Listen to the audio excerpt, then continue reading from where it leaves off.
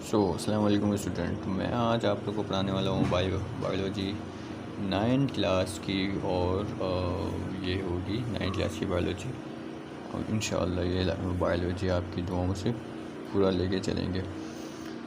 तो इस चैनल का देखो ख़ास मकसद यही है कि आपको समझाना, जो कॉन्सेप्चुअल चीज़ें हैं इसको आप कॉन्सेप्ट को आप क्लियर करना, और साथ साथ आपको नोट्स भी प्रोवाइड करना, ताकि आप डिफरेंट कोचिंग से नोट्स हासिल ना करें। मैं आपको जो समझाऊँ उसी से आप नोट्स बनाएं।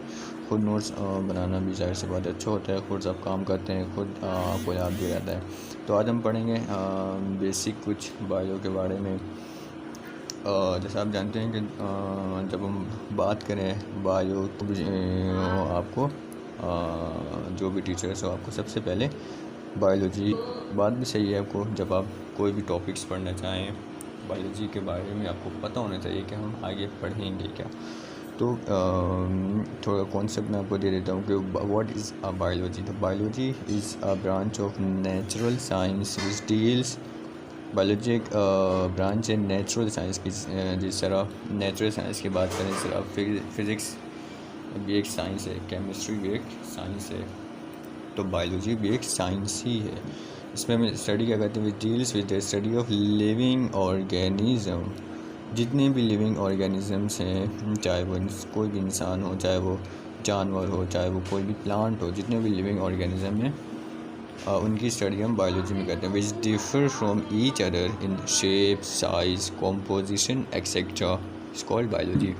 वो लिविंग ऑर्गेनिजम्स जो आपस में शेप में, साइज़ में या कॉम्पोजिशन में डिफरेंट हो फ्रॉम ईच अदर आपस में, या तो वो किसी का साइज़ बड़ा होगा, किसी का साइज़ छोटा होगा, किसी का साइज़ मोटा होगा। जैसे हम लिविंग ऑर्गेनिजम्स की बात करें, ह्यूमन की बात करें, और ह्यूमन्स को अगर हम किसी जानवर, किसी एनिमल से कंपेयर करें तो हमें एक ख़ासा डिफरेंट नज़र आता है। कोई एनिमल छोटा होता है, कोई एनिमल बड़ा होता है, कोई मोटा होता है। तो ये डिफरेंट हमें शेप, साइज़ और कंपोजिशन में भी।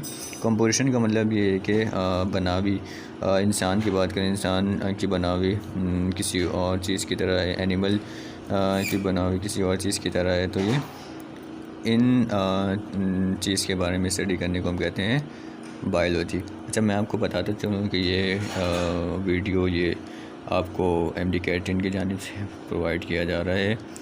आपको ज़रूर सब्सक्राइब करना है, और हमारा फेसबुक पेज है MD कैंटीन, उसको आपने लाइक भी करना है, जिसमें आप डिफरेंट MCQs और जो भी क्यूरीज़ हैं आपको आप उसमें पोस्ट करें, आपको उसमें ख़ुद रिप्लाई करूँगा। अच्छा, ये तो मैंने डेफिनेशन बता दिया। अब मैं कुछ आपकी कॉन्सेप्ट क्लियर करता हूँ। बायोलॉजी से हमने पढ़ा बायोलॉजी, व्हाट इज़ बायोलॉजी। जब बायोलॉजी निकले है दो वर्ड से, एक तो बायो एंड दूसरा लॉजी। बायो मीन्स होता है लाइफ, LIFE लाइफ, और जो लोगो मीन्स होता है स्टडी। तो अगर हम इन दोनों को जोड़ दें तो हमें क्या मिला, तो बायोलॉजी में हम पढ़ते हैं क्या, स्टडी ऑफ लाइफ। चाहे वो किसी भी ऑर्गेनिज़म्स की हो सकती है, लेकिन शर्त यह है कि कोई लिविंग ऑर्गेनिज़म होना चाहिए। किसी भी लिविंग ऑर्गेनिज़म की लाइफ के बारे में स्टडी करना, उसे हम कहते हैं बायोलॉजी। अगर बायोलॉजी के मेन डिवीज़न की बात करें तो मेन डिवीज़न आप कह रहे हैं, आप ब्रांचेस कह रहे हैं, जो मेन ब्रांचेस है वो तीन मेन ब्रांचेस हैं। एक है zoology, the second one is botany, and then is microbiology, then is microbiology। तो तीन। अगर बायोलॉजी के मेन डिवीज़न की बात करें तो मेन डिवीज़न आप कह रहे हैं, आप ब्रांचेस कह रहे हैं, जो मेन ब्रांचेस है वो तीन मेन ब्रांचेस हैं। एक है zoology, the second one is botany, and then is microbiology, then is microbiology। तो तीन बायोलॉजी में मेन ब्रांच है। तो जूलॉजी में हम जैसे कि आपको नाम से पता चल रहा है, जू मीन्स होता है एनिमल, तो जू मीन्स इज़ एनिमल, और लॉजी मीन्स। तो स्टडी ऑफ एनिमल, अगर हम इसको दोनों कंपेयर कर दें तो हमें मिलता है स्टडी एनिमल। एनिमल्स के बारे में स्टडी करना, इसको हम जूलॉजी पढ़ते हैं। अब कोई भी एनिमल्स हो सकते हैं, चाहे वो कोई बड़ा एनिमल होगा या चाहे वो कोई छोटा एनिमल हो। Second one is botany. Bot means plant, नी का मतलब होता है स्टडी, तो कलेक्टिवली इसको हम कह सकते हैं कि study of plant. Botany drive होता है ग्रीक वर्ड से। Botany is drive from a Greek word. Botany जो है ग्रीक वर्ड से ड्राइव्ड हुआ है। इसके मायने होते हैं स्टडी ऑफ प्लांट। मुख्तलिफ प्लांट हो सकते हैं, जो भी प्लांट की अगर हम स्टडी करते हैं वो आ जाते हैं बॉटनी में। अब थर्ड वन जो एक मॉडर्न ब्रांच आप कह सकते हैं कि microbiology. Micro, the word micro means होता है छोटा, small. Small small living thing, ऐसे लिविंग थिंग जो कि स्मॉल हो, जो कि हमारे नेकेड आइज, आम आँखों से नज़र ना आए, तो ऐसे स्मॉल ऑर्गेनिजम्स के बारे में स्टडी करना माइक्रो ऑर्गेनिजम्स में आ जाता है। और फॉर एग्जांपल, जैसे कि एग्जांपल अगर हम लें बैक्टीरिया हो गए, जैसे कि वायरसेस हो गए, बहुत सारे वायरसेस हो गए, तो इन सब बैक्टीरिया वायरस जो कि हमारे आम आँखों से नज़र नहीं आता, तो इन सब को देखने के लिए एक माइक्रोस्कोप की ज़रूरत होती है, जो कि कंपाउंड माइक्रोस्कोप। इनको हम कैसे देख सकते हैं? सीन कंपाउंड माइक्रोस्कोप के ज़रिए हम इसको देख सकते हैं। तो ऐसे ऑर्गेनिज्म के बारे में स्टडी करना वो हम आ जाता है माइक्रोबायोलॉजी में। तो study of small living organisms called microbiology. Second is branches of biology. अब बायोलॉजी की ब्रांच में हम पहला ब्रांच आ जाता है, वो है morphology. Morphology the study of external form and structure of living organisms. किसी भी लिविंग ऑर्गेनिजम्स की एक्सटर्नली स्टडी करना, बाहरी से इसको देख के स्टडी करना, तो ऐसे लिविंग ऑर्गेनिजम्स की स्टडी को माना जाता है वो morphology. Anatomy the study of internal part of living organism by cutting them open। किसी भी लिविंग ऑर्गेनिजम्स की इंटरनली स्टडी करना इसकी स्टडी को हम कहते हैं anatomy by cutting them open. मतलब ये है कि इसको कट करना, प्रॉपर कट करके इसके बारे में स्टडी करना। फॉर एग्जांपल अगर मैं एग्जांपल दूँ फ्रॉग की अगर मैं एग्जांपल दूँ, यहाँ पे मैं एग्जांपल दे देता हूँ फ्रॉग। अब हम करते क्या हैं, फ्रॉग जब आप फर्स्ट ईयर में, या आई थिंक मैट्रिक में भी हम करते हैं, मुझे याद नहीं, फर्स्ट ईयर में जब आप जाएंगे तो आप प्रॉपर जो आप प्रैक्टिकल करेंगे ना जूलॉजी का अपना, तो आप प्रॉपर उसको, आपको फ्रॉग की डायसेक्शन जब आप करेंगे उसको प्रॉपर आप काटेंगे, तो फिर आपके सर बता रहे होंगे फ्रॉग का ये प्रॉपर जो ऑर्गन्स होते हैं ना फ्रॉग के पास, वो प्रॉपर ऑर्गन गिजर्ट्स क्या होता है, क्रॉप क्या होता है फ्रॉग्स में, तो डिफरेंट ऑर्गन्स आपको आपके सर बताएंगे। तो बात दरअसल कहने की ये है, तो ये हम क्या कर रहे हैं, इंटरनली पढ़ रहे हैं ना फ्रॉग की बॉडी के अंदर जो फंक्शन है हम वो इंटरनली पढ़ रहे हैं। तो इंटरनल किसी भी लिविंग ऑर्गेनिज्म की स्टडी को हम कहते हैं anatomy. Third one is cell biology. Cell biology में हम स्टडी करते हैं the study of cell and its organelles. कोई भी सेल, और सेल के अंदर ज़्यादा से ज़्यादा ऑर्गेनल्स होते हैं। स्टडी ऑफ सेल, या तो सेल या फिर उसके सेल के अंदर जो ऑर्गेनल्स होते हैं उनके बारे में स्टडी करना हम कहते हैं सेल बायोलॉजी। अब देखो होता क्या है इसमें, अब हम कहते हैं कि हमारे जो इंसान लिविंग ऑर्गेनिज्म जितने भी बॉडी वो सेल से बने हुए हैं। अब एक प्रॉपर एक सेल को अगर मैं उठा लूँ, कोई एक एनिमल सेल, फॉर एग्जांपल ये एक एनिमल सेल है, सेल के अंदर एक न्यूक्लियस होता है, इसको न्यूक्लियस को मैं एन से डिनोट कर देता हूँ। अब ये वाला पार्ट न्यूक्लियस को हो गया, और बाकी ये जो सिद्धा पार्ट है, इस पार्ट को हम कहते हैं, इस पार्ट को हम कहते हैं साइटोप्लाज्म। अब इस वाले पार्ट में ना मुख्तलिफ ऑर्गेनल्स होते हैं। ऑर्गेनल्स में अगर एक दो बताऊँ, गोल्जी बॉडीज़ होते हैं, इस कुछ ऐसी तरीके का बना होता है ना गोल्जी बॉडीज़। माइटोकॉन्ड्रिया होता है जो कि न्यूक्लियस से निकलता हुआ ये साइटोप्लाज्म में अटैच होता है, माइटोकॉन्ड्रिया होता है। गोल्जी बॉडीज़, माइटोकॉन्ड्रिया, राइबोसोम्स होते हैं, इन सब की ना डिफरेंट फंक्शन है। गोल्जी बॉडीज़ के डिफरेंट फंक्शन है, माइटोकॉन्ड्रिया के डिफरेंट फंक्शन है, राइबोसोम्स के डिफरेंट फंक्शन है। तो ये जितने भी ऑर्गेनल्स के बारे में स्टडी करना और सेल्स के बारे में स्टडी करना, तो ये आ जाते हैं सेल बायोलॉजी में। तो the third and then is physiology में हम क्या पढ़ें, इसकी डेफिनेशन देखें, the study about the function of living organisms. कोई भी लिविंग ऑर्गेनिजम्स अर्थ में रह रहे इसके डिफरेंट फंक्शन होंगे, फंक्शन में काम, डिफरेंट काम होंगे। तो उन कामों के बारे में स्टडी करना, वो अच्छा ये वो वाला काम नहीं है जो ह्यूमन इंसान जाते हैं काम में, वो वाला काम नहीं है।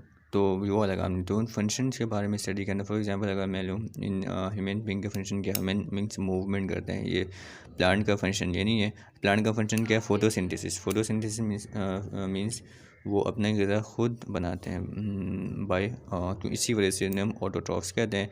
और इसी तरह हम जानवरों की तरफ आते हैं, वो अपना ग़िज़ा खुद नहीं बनाते, वो दूसरे पे डिपेंड करते हैं। इंसान हो जानवर हो दूसरे पे डिपेंड करते हैं, हम अपना ग़िज़ा खुद नहीं बना सकते। तो ये इस तरीके के फंक्शंस के बारे में स्टडी करना हम फिजियोलॉजी। अच्छा आप इसको याद कैसे रख सकते हैं? आप सिर्फ मेरे याद, अच्छा आपको अगर डेफिनेशन लिखने को आए तो आप ये सिर्फ यहाँ से यहाँ तक आप सिर्फ डेफिनेशन लिखेंगे बस।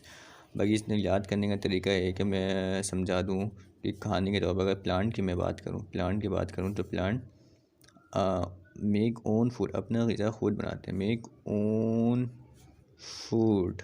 इसी तरह एनिमल की बात करें, एनिमल अपना ग़िज़ा खुद नहीं बनाते, अपना ग़िज़ा खुद नहीं बना सकते। तो ये फंक्शन हो गया इन दोनों के दरमियान। तो मुख्तलिफ़ फंक्शन, इस तरह एनिमल्स मूवमेंट कर सकते हैं, प्लांट मूवमेंट नहीं कर सकते। तो इन तरह की फंक्शंस को डिस्कस करना याद आता है फिजियोलॉजी में। The next one is taxonomy. Taxonomy एक बहुत ही इंपॉर्टेंट ब्रांच है बायोलॉजी की, जो कि आप आगे जब आगे आप पढ़ेंगे फर्स्ट या सेकेंड ईयर में, तो ये टैक्सोनॉमी आपको वहाँ पे मिलेगी। टैक्सोनॉमी में अगर इसकी डेफिनेशन देखें तो the study of the rules, principle and naming the living organisms. किसी भी लिविंग ऑर्गेनिज्म, ख़ास तौर पर बायो की बात करें तो बायो में किसी भी लिविंग ऑर्गेनिजम्स को नाम देना, बायोलॉजिकल नाम देना जिसे हम कहते हैं बायोलॉजिकल नेमिंग, वो हम सिंपली नहीं दे सकते हैं जैसे कि हम इंग्लिश में देते हैं। बायोलॉजी का एक अदर लेवल है, एक अदर टर्म है जिसमें हम बायोलॉजी का नाम देते हैं। जैसे एग्ज़ाम्पल अगर हम ले लें फ्रॉग की एग्ज़ाम्पल ले रहे हैं, जो कि इसका बायोलॉजिकल नेम होता है। फ्रॉग का तो बायोलॉजिकल नेम है, मैं बोल देता हूँ बायोलॉजिकल नेम जो है फ्रॉग का वो है राना टिगरीना। अच्छा अब ये राना टिगरीना हम ऐसी प्रॉपर नहीं ले सकते। बायोलॉजिकल टर्म में अगर हम बात करें बायोलॉजिकल टर्म में, तो ये जो राना टिगरीना है इसको हम प्रॉपर कैसे लिखेंगे? राना को हम आर इसका कैपिटल होना चाहिए, फिर देन स्मॉल होना चाहिए ए, एन बी स्मॉल, देन ए स्मॉल। जब दूसरे वर्ड में आया टिगरीना में, तो टिगरीना इसका कैपिटल, जो टी है इसका कैपिटल होना चाहिए, देन सारे जो वर्ड्स हैं वो स्मॉल होनी चाहिए।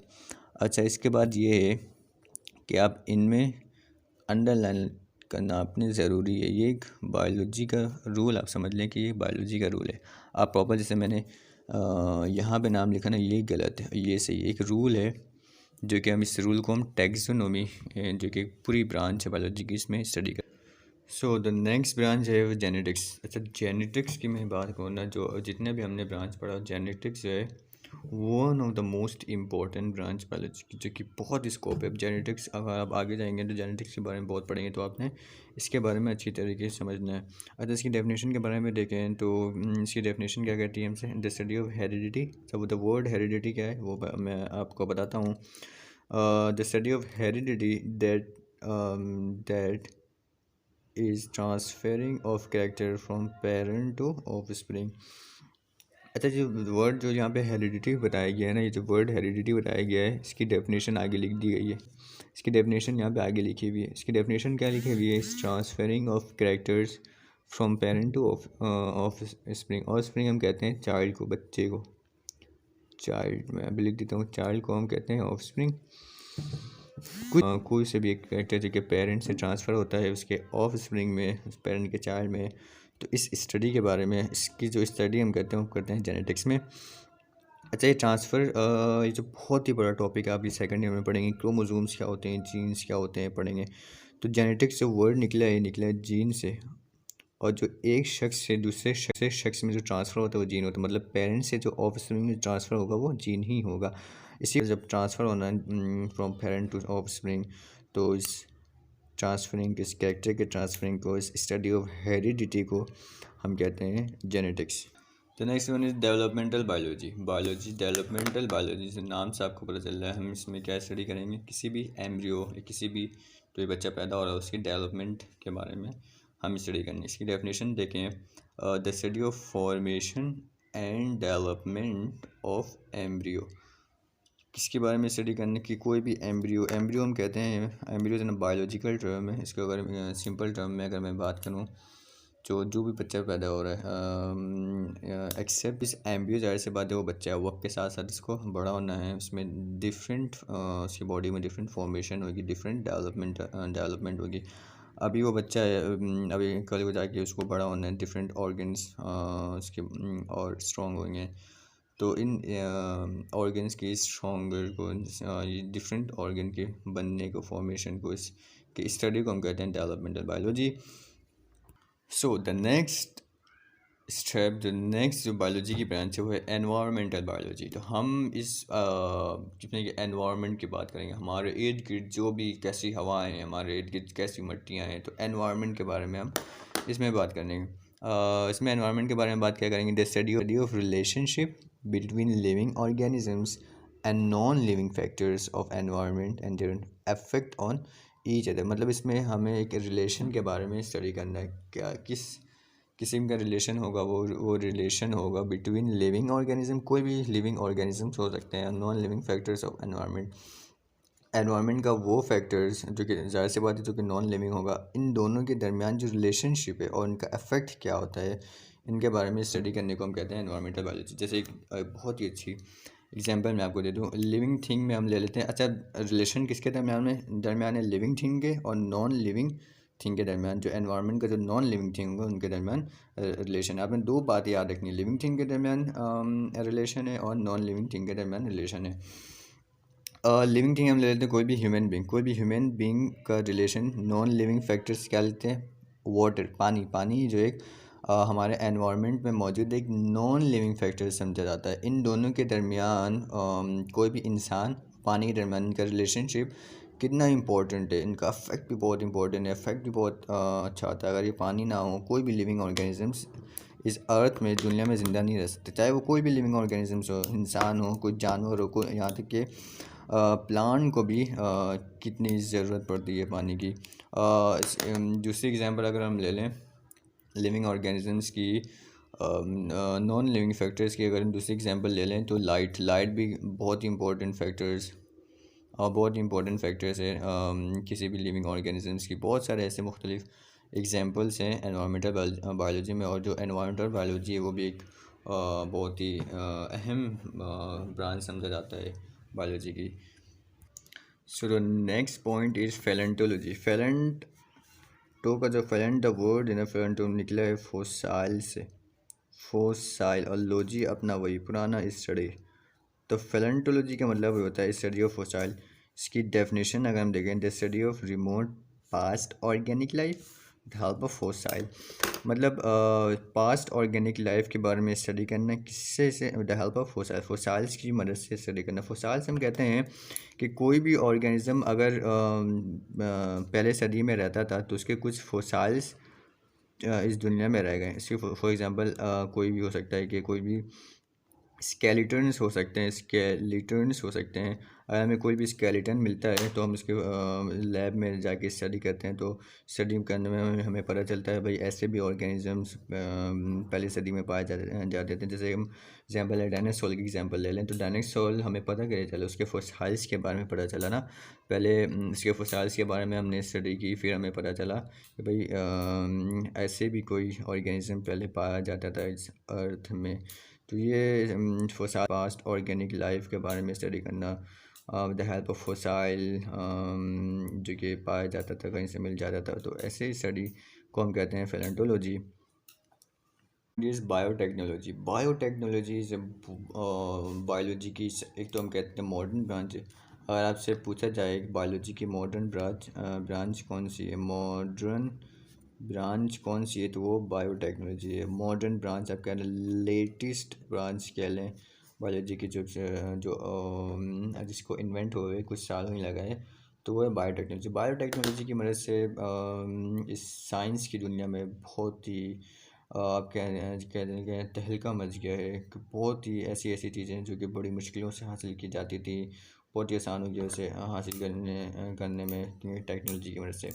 अब इसकी डेफिनेशन देखें, इसकी डेफिनेशन देखने में तो कुछ हार्ड रखती है, लेकिन मैं कोशिश ये करूँगा कि आपको उसको आसान करके समझाऊँ।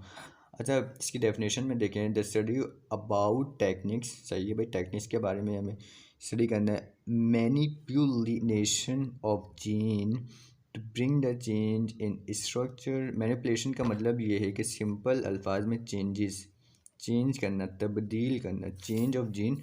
जीन मैंने आपको पीछे बताया कि जीन हम किसे कहते हैं, जीन के में चेंज करना, to bring the changes in structure and location of gene to achieve desirable characteristics called biotechnology. Overall में अगर ऐसा टेक्निक किसी भी ऑर्गेनिज्म के जीन में वही हम कुछ चेंजेस कर दें, उसकी वजह से होगा कि उससे हमें क्या मिलेगा, हमें उस ऑर्गेनिज्म के स्ट्रक्चर में कुछ चेंजेस आएंगे। उसके साथ साथ जीन की, जाहिर सी बात है, जीन को हम चेंज कर रहे हैं तो जीन के लोकेशन भी चेंज हो रहा है, एंड लोकेशन ऑफ जीन। अच्छा, इस करने से होता क्या है, to achieve a desirable character, को हमें कोई नया करेक्टर मिल जाए, हमें कोई अच्छा करेक्टर मिल जाए, तो इस अच्छे करेक्टर को हासिल करने की वजह से ये सारे टेक्निक्स किए गए हैं। इन टेक्निक्स के बारे में स्टडी करने हम टेक्निक्स को पढ़ते हैं बायोटेक्नोलॉजी। आज जब आप सेकंड ईयर में जाएंगे, हाँ सेकंड ईयर में, तो आपको बायोटेक्नोलॉजी की प्रॉपर एक पूरा चैप्टर है। इसमें थोड़ी सी मैं आपको थोड़ी सी क्लू आपको बता दूं कि बायोटेक्नोलॉजी होता क्या है। अच्छा, बायोटेक्नोलॉजी में ये था कि मैं आपको बता दूं, जो शुगर के मरीज़ होते हैं ना, शुगर के मरीज़ होते हैं, उसमें होता है क्या, उनमें जब उनके ब्लड में शुगर की लेवल क्या हो जाती है, बढ़ जाती है। अब ब्लड में शुगर की लेवल बढ़ गई, उसके लिए एक लगता है इंसुलिन नाम का एक हार्मोन्स होता है, इंसुलिन नाम का एक हार्मोन्स होता है उनका, उसका लगता है इंजेक्शन। अच्छा, जब ये बायोटेक्नोलॉजी आया नहीं था ना, उस वक्त तक इंसुलिन की जब कोई भी गाय है ना, जब गाय मर जाती थी तो उनके पैनक्रियाज से हासिल किया जाता था। कहते हैं, ये कंफर्म नहीं है मुझे कि ऐसा होता था या नहीं होता था, लेकिन बायोटेक्नोलॉजी की मदद से हम एक टेक्नोलॉजी लाए हैं जिसकी वजह से इंसुलिन प्रॉपर, हम एक बड़ी क्वांटिटी में इंसुलिन हम बना सकते हैं, जो कि बायोटेक्नोलॉजी की मदद से जाहिर हुआ। अब जब गाय से, जाहिर सी बात है, हम, हाँ, गाय जब मरती थी तो अब हम इंसुलिन से हासिल किया जाता था, तो उस वक्त इंसुलिन की मिकदार, क्वांटिटी भी हमें उतनी तादाद में नहीं मिल सकती थी इंसुलिन। तो बायोटेक्नोलॉजी की मदद से बहुत सारे ऐसे टेक्नोलॉजी आया है जिसकी वजह से इंसानी लाइफ में बहुत सी आप कह सकते हैं कि एडवांटेजेस भी हुई हैं, बहुत सी डिसएडवांटेजेस भी हुई हैं। तो हम जैसे बताएं एडवांटेजेस के बारे में स्टडी करना। अच्छा, बायोटेक्नोलॉजी आप याद कह सकते हैं, आप याद रख सकते हैं बायोटेक्नोलॉजी को। अच्छा, आप डेफिनेशन तो आपने यहाँ से यहाँ तक लिखनी है, बस याद रख सकते हैं आप। एक हार्मोन्स है, अब आपने याद रखने के सर ने बताया था, हाँ एक हार्मोन्स था, इसका नाम था इंसुलिन। अच्छा, इसकी डेफिनेशन क्योंकि बहुत हार्ड है तो मैं आपको दोबारा समझा देता हूँ। आपने लिखना है यही वर्ड, कोई चेंज आप नहीं कर सकते क्योंकि बायोलॉजिकल वर्ड होते हैं ये। आप चेंज, अगर आप चेंज कर भी दें तो लिख माना तो ठीक जाएगा, लेकिन वो प्रॉपर वर्ड अगर होता है ना तो इम्प्रेशन पड़ता है। स्टडी अबाउट द टेक्निक्स के बारे में स्टडी करना, बस क्या चीज़ की टेक्निक, मैनिपुलेशन ऑफ जीन। तो व्हाट इज़ जीन, जीन मैं आपको दोबारा बता दूं, असल में होता कुछ यूँ है कि एक क्रोमोसोम, मैं आपको दोबारा बता दूं कि ये पार्ट जो कॉइल्ड पार्ट है, कॉइल्ड स्ट्रक्चर जो आपको नज़र आ रहा है, ये उसको हम कहते हैं chromosomes. This is a chromosomes.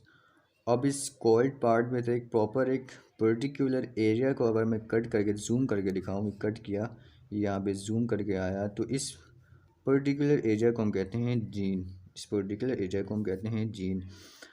अब इसमें क्या बोला, मैनिपुलेशन ऑफ जीन, जीन में चेंजेस ला रहा है। अच्छा, जो एक पेरेंट से दूसरे पेरेंट से ऑफ स्प्रिंग, मतलब कि उसके बेबी में जो चीज़ ट्रांसफ़र होती है वो भी जीन ही ट्रांसफ़र होती है।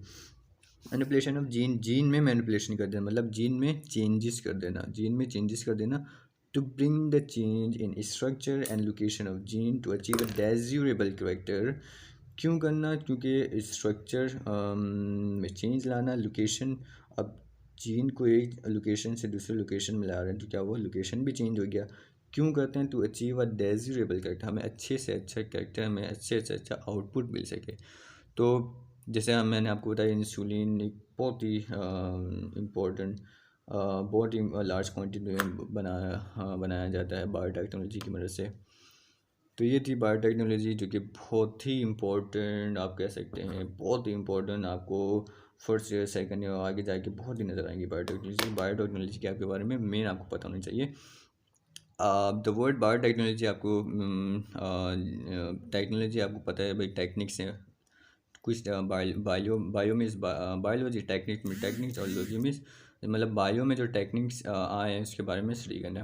तो जब भी बायोटेक्नोलॉजी जो वर्ड आपको नज़र आ जाए तो आपने याद रहना चाहिए कि भाई कोई टेक्निक आया है बायोलॉजी की दुनिया में, जीन की कुछ हम मैनिपुलेशन करते हैं। क्यों हम मैनिपुलेशन करते हैं भाई? हमें क्योंकि डिजायरेबल एक अच्छे से अच्छा आउटपुट मिल सके। इसमें सर ने बताया था कि भाई हार्मोन्स, इंसुलिन एक हार्मोन्स हैं जिसमें हम लार्ज क्वांटिटी में बताते हैं। जीन का कॉन्सेप्ट आपको क्लियर होना चाहिए, क्रोमोसोम्स का कॉन्सेप्ट आपको क्लियर होना चाहिए। देन हम आते हैं सोशल बायोलॉजी में। सोशल बायोलॉजी जैसे आपको नाम से पता चल रहा है कि the study of social behaviour of living organisms says I.E को हम कहते हैं says that interaction between them self. कोई भी लिविंग ऑर्गेनिजम्स के आपस में उनका क्या सोशल बिहेवियर है। अब आपस में भाई कोई लिविंग ऑर्गेनिज्म आपने देखा, कभी वो लड़ाई करते हैं, कभी वो अच्छे से रहते हैं, तो उनकी सोशल बिहेवियर के बारे में भी स्टडी करना सोशल बायोलॉजी में आ जाता है। उन दोनों के आपस में इंट्रैक्शन क्या है, उन दोनों की दोस्ती कैसे है, दोस्ती है, लड़ाई है, तो उन सब के बारे में स्टडी करना सोशल बायोलॉजी में आ जाता है। तो इसके भी एक प्रॉपर, अगर आप जाएँ बड़े लेवल पे, इसके भी प्रॉपर प्रोफेशंस बना दिए गए। आ जाता है हमारे पास पैरासिटोलॉजी। पैरासिटोलॉजी बहुत जैसे जिस तरह मैंने आपको बताया ना बायोटेक्नोलॉजी एक बहुत ही इंपॉर्टेंट है, आप जाके पढ़ेंगे। इसी तरह पैरासिटोलॉजी के बारे में भी आप बहुत पढ़ेंगे। पैरासिटोलॉजी की डेफिनेशन क्या है? डेफिनेशन इसकी ये है कि the study of parasites called parasitology, the study of parasites के बारे में स्टडी करना। अब तो पता होना चाहिए भाई पैरासाइट्स होते क्या हैं। पैरासाइट्स बायोलॉजिकल वर्ड है, मेरे को यहाँ पे समझा दो। पैरासाइट्स अ बायोलॉजिकल वर्ड, इसकी मीनिंग क्या होती है? दिस इज़ यहाँ पे मैं लिख देता हूँ parasite. What is a parasite? It's a biological word. अब पैरासाइट का मतलब ये है कि कोई ऐसा माइक्रो ऑर्गेनिज्म होगा जो कि किसी होस्ट की बॉडी में रहता होगा। मैं लिखता हूँ लिविंग, लिविंग। कोई एक ऐसा माइक्रो ऑर्गेनिज्म जो कि लिविंग रहता होगा किसकी होस्ट की बॉडी में, होस्ट बॉडी में रहता होगा। अब वो होस्ट के बॉडी में रहता है। अब वो माइक्रो ऑर्गेनिज्म करता है क्या है? होस्ट की बॉडी को नुकसान पहुंचाता है, मतलब और ख़ुद क्या करता है? वो फ़ायदा हासिल करता है। ख़ुद क्या करता है? खुद फ़ायदा हासिल करता है। तो गेट्स ओन बेनिफिट, खुद फ़ायदा हासिल करता है, और होस्ट को क्या करता है? वो नुकसान पहुंचाता है। नुकसान कह सकते हैं इसको हार्मफुल टू होस्ट के लिए क्या होता है? ये नुकसान टू होस्ट। अब मैं इसकी एक एग्जांपल दे देता हूँ ना। आपको मुझे पता होगा, आप तो समझ में तो आया नहीं होगा, लेकिन मैं आपको एग्जांपल देता हूँ ताकि आपको कॉन्सेप्ट थोड़ा बहुत क्लियर हो जाए।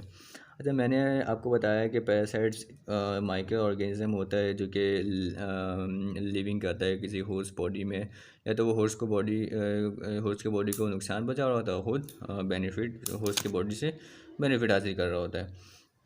अब देखो ये एग्जांपल ले लें ह्यूमन बॉडी में बालों की बात करें, वहाँ पे जुई होती हैं, सबके बालों में होती हैं जुइयाँ। तो जुई जो होती हैं ये एक माइक्रो ऑर्गेनिज्म है, छोटी सी ऑर्गेनिज्म है, ठीक है। अब ये जुई रहती है हॉर्स की बॉडी में। अच्छा, यहाँ पे जुई वाले एग्जांपल में हॉर्स कौन हो गया? होस्ट हो गया आपका ह्यूमन बीइंग। होस्ट भी डिपेंड करता है ना कि सिचुएशन क्या है। होस्ट ह्यूमन बीइंग भी होस्ट हो सकता है, कोई प्लांट भी होस्ट हो सकता है, कोई एनिमल भी होस्ट हो सकता है। तो इस सिचुएशन में ह्यूमन बीइंग क्या है? होस्ट है। अब वो जूइन जो है ह्यूमन बीइंग्स की बॉडी में रहती है। अब वो करती क्या है भाई? Gets own benefit. अब जूइन जो है खून पीते रहती है, तो क्या हुआ? इसका फ़ायदा, इसकी जो न्यूट्रिशनल रिक्वायरमेंट है उसको मिल रही है। अब वो ह्यूमन बीइंग को क्या कर रही है भाई? हार्मफुल। अब क्या हुआ? हार्मफुल टू होस्ट को वो हार्मफुल दे रही है, उसको नुकसान पहुंचा रही है और ख़ुद जो है वो बेनिफिट हासिल कर रही है। तो पैरासाइट्स का कलेक्टिवली मैं अगर बात करूँ, पैरासाइट्स ऐसे ऑर्गेनिजम्स को कहते हैं जो कि होस्ट के बॉडी में पाया जाता है, और होस्ट में भी डिपेंड करता है कि सिचुएशन, होस्ट सिचुएशन क्या है। होस्ट कोई ह्यूमन बींग भी हो सकता है, होस्ट कोई प्लांट भी हो सकता है, होस्ट कोई एनिमल भी हो सकते हैं। तो होस्ट की बॉडी में रहता है और अपने आप को खुद फ़ायदा पहुंचाता है, और जो होस्ट की बॉडी में, जिसके बॉडी में रहता है, जिससे फ़ायदा हासिल करता है, उसी को नुकसान पहुंचा रहा होता है। तो ऐसे ऑर्गेनिजम्स को हम कहते हैं पैरासाइट्स, और पैरासाइट्स के बारे में स्टडी करना पैरासिटोलॉजी। देन हमारे पास दो लास्ट ब्रांच बचने, लास्ट इज फार्माकोलॉजी। तो pharmacology is a very important, इसकी प्रॉपर एक फील्ड बना दी, जैसे MBBS BDS डॉक्टर फील्ड ना, फार्माकोलॉजी भी प्रॉपर एक फील्ड है जो कि पाकिस्तान की बात करें या एशिया की बात करें, फोर्थ लिस्ट में आप कह सकते हैं कि फार्माकोलॉजी आ जाता है। Pharmacology study about the action of drugs, drugs की क्या एक्शन है इसके बारे में स्टडी करना है। अच्छा, ये वो वाला ड्रग्स भी हरगिज़ नहीं है जो आप समझ रहे हैं, पीने पानी वाला ड्रग्स नहीं है, ये ड्रग्स है मेडिसिन, जो आप मेडिकल स्टोर में जाते हैं ना दवाइयाँ लेने, इस ड्रग्स के बारे में स्टडी करना। फार्मासिस्ट जो होते हैं वो ड्रग्स बनाते हैं। तो study about the action of drugs, drugs body में इंटर हो रहा है तो उसकी एक्शन क्या है, इस बॉडी में उसकी एक्शन क्या है, तो इस एक्शन के बारे में स्टडी करना कहते हैं फार्माकोलॉजी। इसके आगे अगर आप स्कॉल्ड लगाना चाहें, स्कॉल्ड आप लिख दें, स्कॉल्ड फार्माकोलॉजी, तो कोई इशू नहीं है, स्कॉल्ड फार्माकोलॉजी। तो ये थी फार्माकोलॉजी की डेफिनेशन। अब आ जाते हैं लास्ट वन में, मॉलिक्यूलर बायोलॉजी। हमारे मॉलिक्यूलर बायोलॉजी की डेफिनेशन देखें, the study of organic molecules which constitute cell and its organelles called molecular biology. ये भी बहुत आसान है, किसी भी ऑर्गेनिक मॉलिक्यूल्स के बारे में स्टडी करना जो कि कंसिस्ट कॉन्स्टिट्यूट बना हुआ हो सेल या उसके ऑर्गेनल्स के बारे में, तो उसे हम कहते हैं मॉलिक्यूलर बायोलॉजी। सेल या ऑर्गेनल के बारे में मैंने आपको बता दिया ही होता है क्या है। तो यहाँ पे हमारा लेक्चर ख़त्म।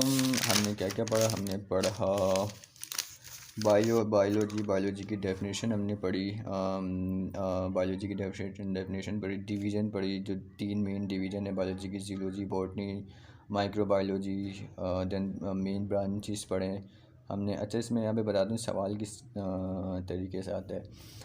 इसमें अगर आपको आपसे पूछा जाए ना मेन ब्रांच बताएं ना बायोलॉजी के, तो 2 ब्रांच, एक मेन है जो कि ज़ूलॉजी, बॉटनी और माइक्रोबायोलॉजी, और अगर आपको बोले ब्रांचेस ऑफ बायोलॉजी बताएं, मेन का वर्ड नहीं हो या कोई ऐसा वर्ड ना हो, तो आप ये सब डिफ़ाइन करेंगे, morphology, anatomy, histology, cell biology, physiology वगैरह, आप टैक्सोनॉमी वगैरह, जो से आपसे पूछे कितना पूछे आप ये डिफ़ाइन करेंगे। तो ये था आज का लेक्चर। उम्मीद है कि आप सबको समझ में आया होगा। जो भी क्यूरीज़ हैं, जो भी कन्फ्यूजन है, आप वो कमेंट में लिखें या मुझे पर्सनल टेक्स्ट कर दें, आपको बता दूंगा इंशाअल्लाह। तो मिलते हैं नेक्स्ट वीडियो के साथ, बहुत ख्याल रखिएगा। अल्लाह हाफिज़।